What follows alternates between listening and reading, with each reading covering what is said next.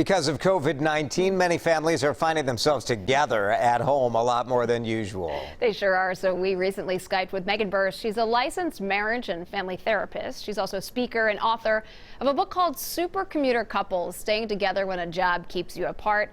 And she had some ideas on how to adjust to this new normal. Megan, thanks for joining us. You know a lot about this. Tell us, what is the hardest part about social distancing? I think the hardest part is that this isn't just a week off because of a blizzard or a holiday. We're all home together with a lot of uncertainty and anxiety about what's next. But then there's also the piece of being home with your kids who are also missing their routine of school, and parents are supposed to help them with distance learning as well. So I think it's just the perfect storm of a lot of stress combined, and I think that it's going to take some time and some creativity to figure out the best way to get through this. You talk about our kids, Megan, because I think that they can very easily, they're very smart, and they know kind of what we're going through if we're feeling that anxiety. Do you have any advice for helping us stay calm so we can help keep them calm? Sure. I think there's a couple different angles to that. The first is don't be afraid to show your emotions. You know, if you're upset or anxious, it's okay to say, I'm feeling a little overwhelmed right now. I'm going to go take a walk, or, you know, it looks like you're a little bit upset, you know, to your child. You want to talk about it. So I think just normalizing the fact that we are all feeling a little anxious and concerned is okay. You obviously don't want to go too far where you're pushing too much of the unknown onto your children. So it is a balance. But I think that also speaks to the importance of self-care, whatever that means for you, in helping keep our mental health as good as possible. Yeah, this is just solid parenting advice at all times, right? Because kids pick up on it, but we are all a little more on edge right now. Talk about the distance learning with schools, because some private schools have started it. Most of the public schools aren't going to start for the next couple of days. But what sort of tips do you have for keeping that process running smoothly? I think it goes back to figuring out a routine. So, you know, kids at school are going to have lunch at a certain time, snack at a certain time. Is there a way to replicate that at home with the distance learning? I think it's important to know for students, teachers, and parents that nobody's done this before to this extent. And so giving yourself a break if things don't go so well. The technology may fail, your kids may just be having a hard day.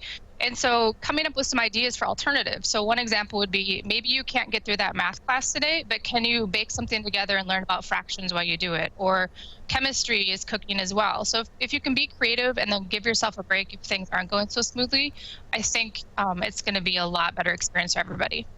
You know, you talk about that, giving yourself a break. My husband and I had this talk over the weekend about we're managing it, we're dealing with it, we're processing it differently as two different people, and we had both made the conscious decision, let's give each other a break, even more of a break than we try to give each other a break. Give in some flexibility and understand that this is new to us and we're all handling it kind of differently.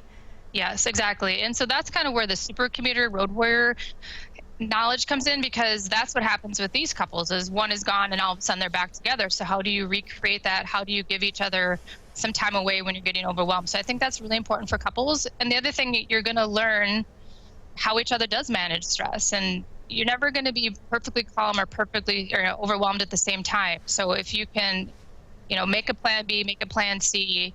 Even little things like what we've done is we've come up with a list of the next couple nights' meals, so that's one less thing we both have to think about at 5:30. Because remember, a lot of people, not all, but a lot of people are still trying to work from home at the same time. And working from home with kids underfoot and helping them with education is a totally different experience. So if you can do little things like that lessen your stress down the road or at the end of the day when everybody's tired, I think that's going to be really helpful too. And trying to build community, I think, for yourself and for your kids, that's important too.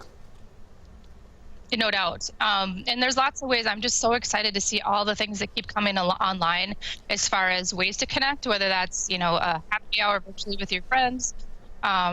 There's so many things coming online for kids. And one thing I wanted to caution with that, though, is there are so many that you as a parent can feel a little bit overwhelmed of, like, oh, I don't have my kid in this one, and this one, and this one. So again, just one or two, try them out, see how they go. A lot of musicians are doing live concerts. A DJ has been doing a club quarantine, he's calling it, where 100,000 people all listening to the same music together. So being together in a different way is something that's going to be really important in the coming weeks. Right. And I tell my kids, just get outside and dance. That's what you have to do. All right, Megan Burris, thank you so much. Really great tips. We really appreciate it.